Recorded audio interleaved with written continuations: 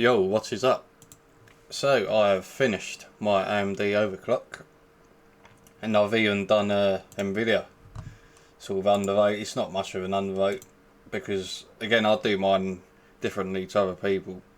What I do is I max the power limit, and that was on 100 plus, but I've just knocked it down by 15, and it is running a bit cooler when I'm comparing it in games like Cyberpunk. So I did tests on Cyberpunk, Final Fantasy 16 edition, and it ran pretty great. I mean, so that is a bit cooler than that, because that does, I mean, with a 4090 it's literally going to be hot anyway, no matter what you do, because of the fucking power going through it.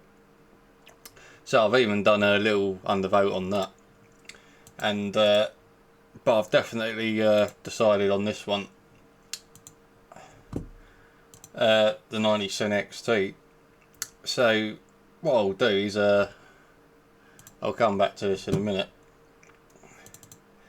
So I've been a busy man testing because since I've been looking at that setting, which I will show you after, the faster VRAM timings, that has literally been a game changer with increased FPS, and the system definitely feels more snappy. But I think another reason for that is because I've decided to go minus 35 millivolts, which is, in the past I found that to be pretty solid, minus 30 millivolts, minus 35 millivolts.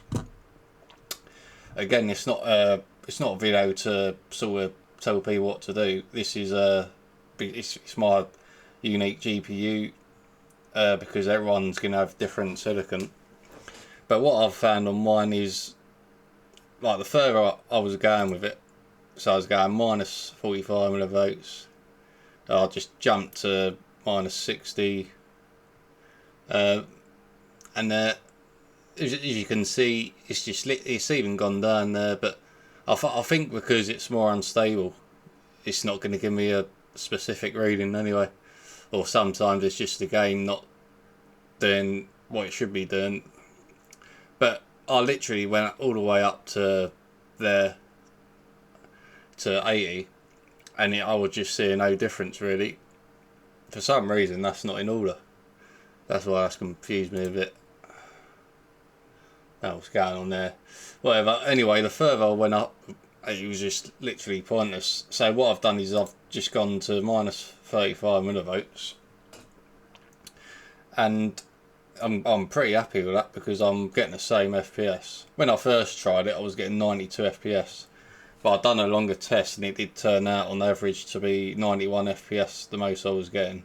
So I thought I'd just give a more accurate reading. But it's definitely been a big jump. I mean, when you go to, if I went back to default timings, I would be getting 88 FPS at minus 45 millivolts. It was pretty much the same anyway on that. So the further I go with it, with the millivolts, the more I literally reduce the voltage. It just seems a bit pointless, because all I'm doing is making my system more unstable the further I go with it, and I'm not gaining anything. I'm literally thinking, what's the point? So this is what I said, that for me it's more about what I can get out of my I want to get the most FPS I can, and then I will look to, that's why I do a max power limit. So I'll do that, and then I'll build from that, and then I will undervote it. So I've done it on the 4090, and now I've done it on this 90 XT. So I logged all the, I didn't do much on there, I just logged all the other tests. I think I wrote something down in there. Yeah, so I've done the faster VRAM, 99 FPS, so some games it will just be 1 or 2 FPS. But so that is a small gain, but definitely it feels a lot more responsive in outside the game and inside the game once I've done the faster VRAM timings. So I was pretty happy with that, because that's what I was looking for. So I don't know if it's because I put the clock speed up with a VRAM clock, so maybe it coincides with that. So it's definitely made a difference. That. So it was a good shout out from Mickey Licky, one of my subscribers, and yeah, I think more people should probably have a go at it, because what's the worst that can happen? That you'll just see you. I think with this you will notice straight away. That's what I noticed it straight away on the XTX when it weren't working properly, and it was because what happened was I remember getting some stutters. It didn't feel smooth at all when I put it on with a 7900 XTX. But on my GPU, I'd say this one is more. I can do a more aggressive undervolt on my 97 XT compared to the XTX I got. But I am getting more gains overall with the XTX when I undervoted it. So, but it's probably because that's meant to be a flagship GPU. But yeah, I'm pretty happy with the undervolt on this now, and because it is better than what I previously had, because I'm gaining more FPS now, and it's mainly because of this. So that is my update. I can't see me. I think this will be it now, because I did have a look at it before, but the only reason I've come back to it is because I wasn't completely happy with it. But I think I found the perfect settings for myself and that. But I think people should have a look at that, just to see if you can gain like 3 FPS, 4 FPS. Some games it will be less, might even not be much of a difference, but if you're going to see a change, I think it will be that setting.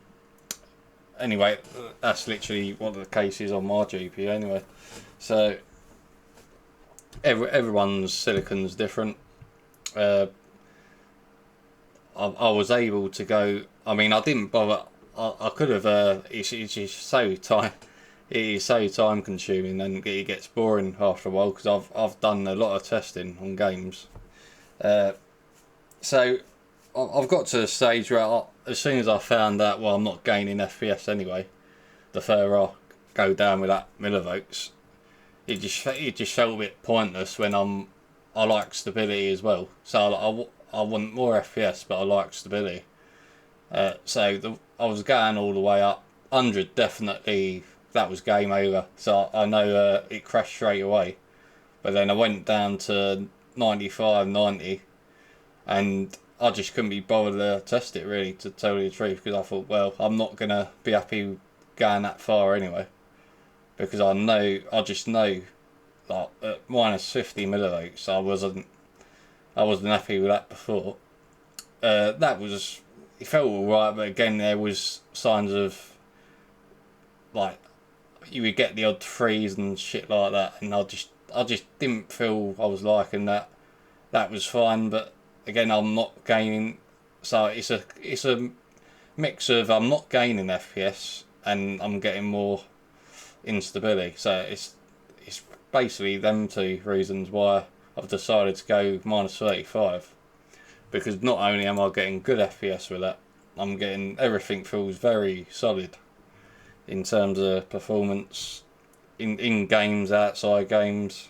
Again, it was never bad at all. It wasn't bad. It's just I'm very picky with if I start seeing some sort of signs of slowdowns when I'm opening an app or something like that, it will wind me up, and I will be thinking, what the fuck's going on? So I want the best experience I can get, and I think I'm gonna get that now with this Overclock / Undervolt I'm doing on here. So that's pretty much it for now. So thanks for watching, and I'll see you in the next one.